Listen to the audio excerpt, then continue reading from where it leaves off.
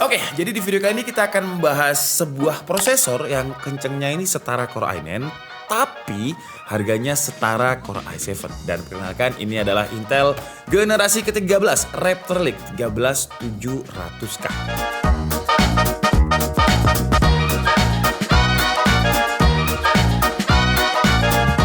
Jadi beberapa hari yang lalu kita udah ngerakit PC dengan prosesor Intel Core i7 generasi ke-13 13700K. Buat kalian yang mungkin belum nonton videonya, bisa tonton dulu videonya, udah kita upload di channel DKID. Dan ketika itu kita hands on dia hanya performa out of the box aja, belum kita tuning. Dan di video kali ini kita akan bahas dia ketika performanya udah dituning. Spoiler alert, performanya ini lebih kenceng dibandingkan dengan Intel Core i9 generasi ke-12. Nanti performanya kayak apa, kita lihat di bagian performa ya.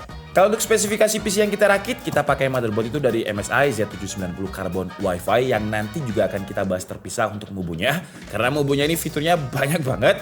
Terus untuk memori RAM-nya kita pakai DDR5 Corsair, coolingnya juga pakai Corsair, PSU juga pakai Corsair. Dan untuk komponen lain kalian bisa baca di sini. Karena hasil benchmarknya akan berbeda-beda tergantung dengan komponen yang kita pakai. Jadi kalau misalkan kalian lihat review channel lain dan hasilnya beda, yaitu memang karena tergantung dengan komponen yang dipakai juga.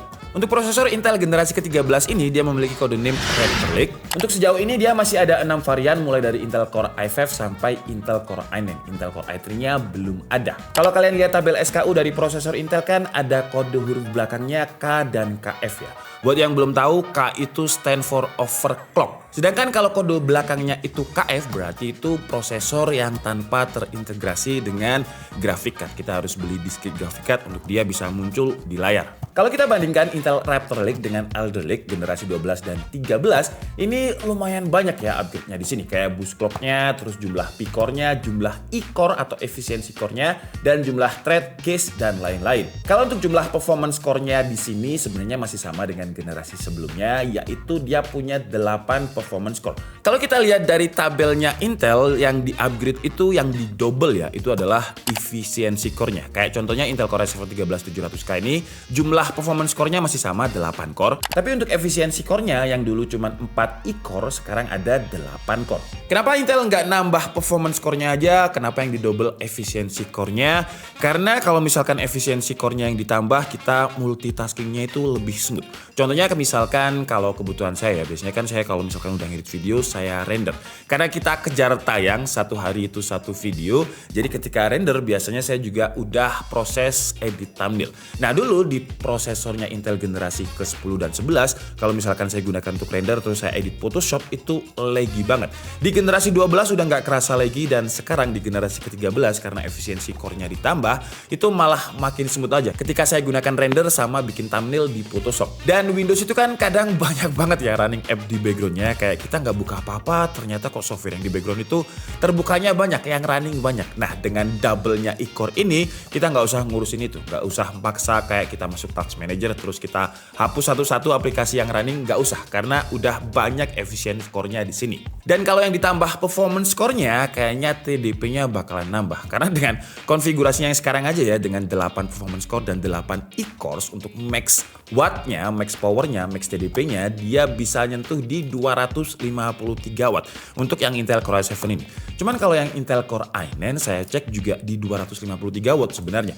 Jadi kalau misalkan Intel mau maksa nambah performance core, kayaknya bakalan bikin TDP-nya lebih gede lagi. Dengan konfigurasi ini aja dia udah 253 watt. Terus kalau di HW Info ketika kita stress test CPU-nya, dia itu ada di kisaran 250 watt ke atas. Tapi itu cuma CPU-nya aja ya, karena ketika kita tes juga pakai wattmeter di Cinebench R15, pokoknya kita stress CPU-nya, dia itu terbacanya 400 watt di wattmeter. Dan inget ya, ini kita stress CPU-nya aja, karena kan di PC itu ada banyak komponen. Kalau misalkan CPU-nya 250 watt, berarti sisanya 150 watt adalah komponen lain. Belum kalau misalkan kita main game yang CPU dan juga GPU, jadi wattnya bakalan lebih gede lagi. Banyak yang bilang dari generasi ke-12 kalau Intel itu adalah sahabat PLN ya, karena dayanya yang tinggi.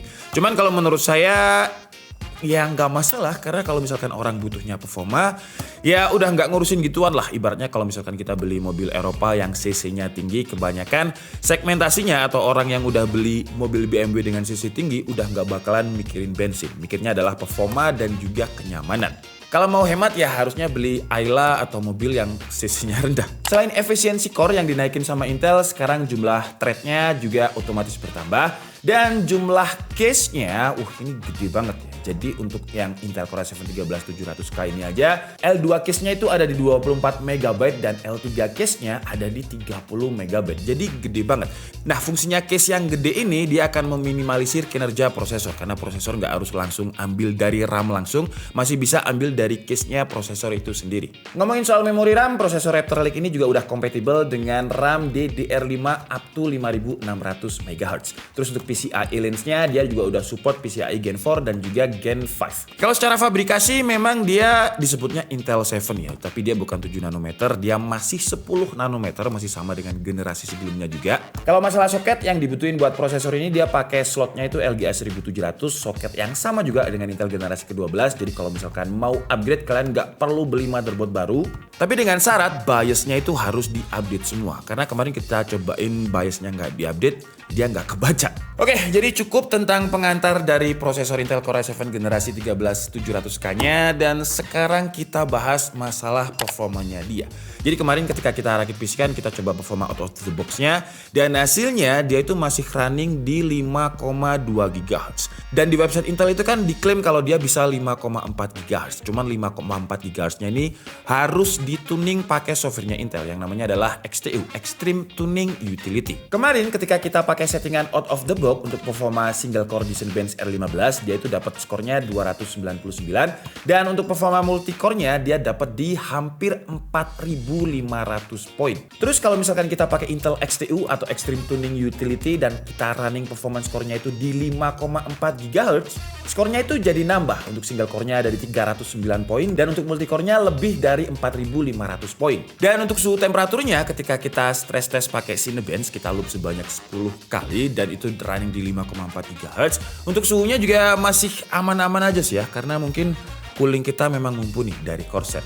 Dan tadi kan saya udah bilang kalau ini adalah prosesor yang performanya setara Core i9 tapi harganya setara Core i7, karena kalau misalkan kita bandingkan dengan Intel Core i9 generasi ke-12, satu generasi sebelumnya, dia ini lebih kenceng loh ya. Kalau di Cinebench R15, Intel Core i9 12900K itu cuma dapat skor sekitar 4100. Sedangkan Intel Core i7 ini kan tadi bisa tembus sampai 4500. Nah, kalau di Cinebench R23, Intel Core i9 12900K dapat skornya di single core itu 1997, multi core-nya ada di 27.400, sedangkan Intel Core i7 ini di single core-nya 2160 dan multi core-nya 30.305.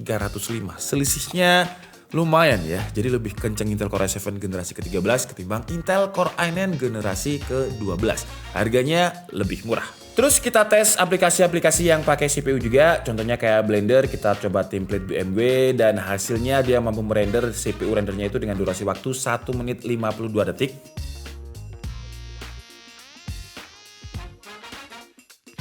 Sekarang gimana performanya kalau misalkan kita gunakan untuk main game? Tapi karena fokus review ini hanya untuk prosesornya aja, jadi kita pakai game-game yang memang CPU board, game-game yang memang pakai CPU banget ketimbang GPU.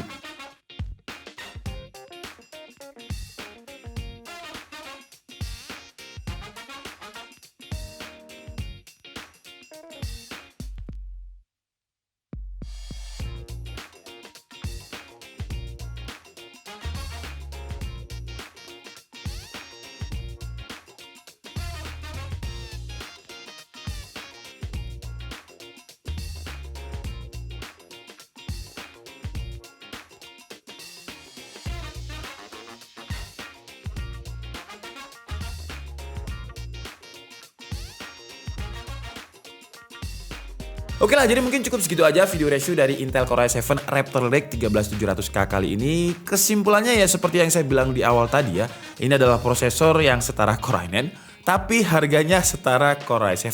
Dan bahkan kalau kita sandingkan dengan Intel Core i9 generasi ke-12 tadi, performanya masih lebih oke Intel Core i7 ini. Tapi memang dengan performa kencengnya ini harus dibayar dengan watt yang gede. Karena di Intel Core i9 12900K aja max TDP-nya itu di 241 watt. Sedangkan Intel Core i7 ini 253 watt. Selisihnya 12 watt. Menurut saya sih dengan selisih hanya 12 watt tapi kita dapat performa yang lebih kenceng, terus juga lebih efisien. Terus ada tambahan tambahan case, max to brook frekuensinya juga lebih gede sekarang, dan yang terpenting harganya tetap mirip-mirip Intel Core i7 generasi ke-12 ketika launching. Harganya itu ada di 8 jutaan. Kekurangannya ya konsumsi dayanya tinggi ya, karena tinggi dia butuh cooling yang benar-benar mumpuni. Jadi kalau pilih cooling pastikan yang benar-benar bisa mengalahkan powernya si Intel Core i7 13700K ini, dan biaya listrik yang mumpuni. Tapi ya kalau memang tujuannya beli performa, ya udah nggak ngurusin yang namanya tagihan listrik sih ya, karena ya berbanding lurus performa kenceng pasti butuh power yang gede juga. Toh ini juga lebih efisien kalau dibandingkan dengan generasi ke-12-nya. Ibaratnya ya kayak misalkan kita beli mobil sport, kita itu kan pasti kenceng karena sisinya tinggi dan bensinnya lebih boros. Ibaratnya seperti itu sih. Oke lah, jadi mungkin cukup segitu aja video kita kali ini. Saya minta maaf kalau ada kesalahan dalam penyampaian informasi. Seperti biasa, kalian bisa mengkoreksinya di kolom komentar. Saya Dika Budi and see you on the next video. Bye bye.